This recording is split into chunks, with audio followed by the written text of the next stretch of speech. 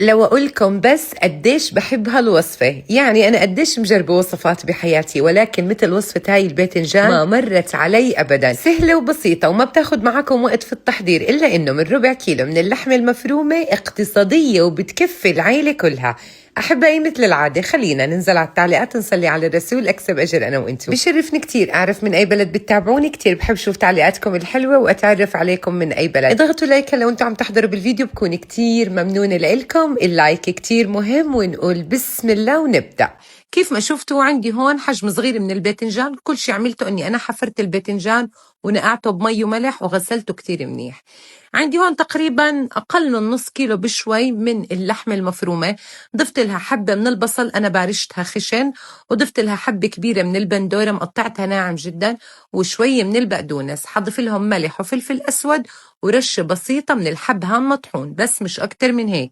هلا لو متاح عندك خلطة الكفتة تمام، بس بتزودي لها بندورة مقطعتيها لناعم، وبتملحي وفلفل أسود ورشة بسيطة من حبهان مطحون، ولا أحلى من هيك.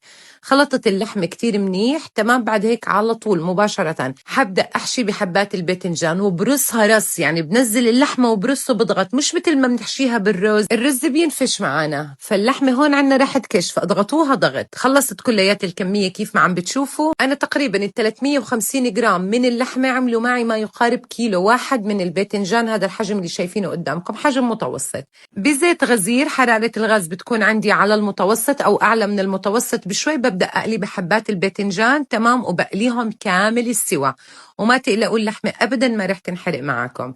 أول ما تحمروا معي على طول بشيلهم بحطهم بمصفاي بالطريقة والشكل اللي واضح قدامكم. وبهذا الوقت اكتبوا لي رح تجربوا الوصفة أو لا، ولو عجبتكم اكتبوا لي تم و10 على 10 يا ملك.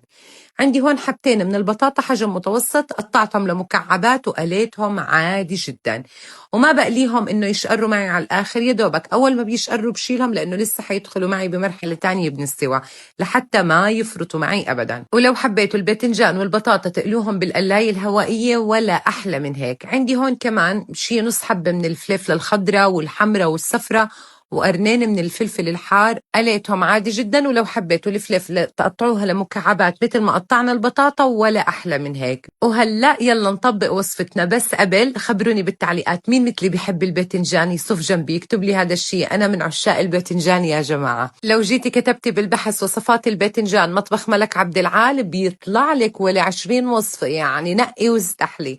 كيف ما شفتوا بالصينية ضفت معلقتين من الزيت النباتي، وضفت لهم حبة متوسطة الحجم من البصل مقطعتها لناعم، وببدأ أشوح فيها. عندي هون 3 حبات من البندورة مقشرين، مع سنين من الثوم، ومعلقتين كبار من صلصة البندورة، وكاستين من المي. بخلطهم عادي جدا. هون البصل تدبلت معي تماما وما بحرقها ولا بخليها تاخد لون تمام. بنزل بكمية البندورة وبضيف ملح وفلفل أسود ومكعب مرقة الدجاج أو بديل مرقة الدجاج الصحي كيف ما بتحبوا، وبضيف نص معلقة صغيرة من السكر لنتخلص بس من الحموضة اللي في البندورة. ببدأ أصفط بالباذنجان بالطريقة والشكل اللي واضح قدامكم. أنا رح أطبخها على الغاز، ولكن لو حبيتوا تحطوها بالفرن ولا أحلى من هيك، بتستوي معاكم كمان أفضل وأفضل. تحسبي لها 40 دقيقة بتشغلي عليها الفرن من تحت، ولا أحلى من هيك. كيف ما شفتوا صفطت الباذنجان، وببدأ أحط بالبطاطا بالوسط تمام، وبوزع شرحات الفلفل كيف ما عم بتشوفوا والفلفل تمام. بعد هيك بنوص الحرارة على الآخر وبغطيها بغطاي، وبحسب لها 30 دقيقة لتستوي معانا تماما، أو حسب حجم الباذنجان اللي انت جايبتيه قديش بياخد معك سوا. وأول ما بتستوي معي على طول بزين وشها بالبقدونس، وحرفيا حرفيا إشي من اللي بيشتهيه قلبكم.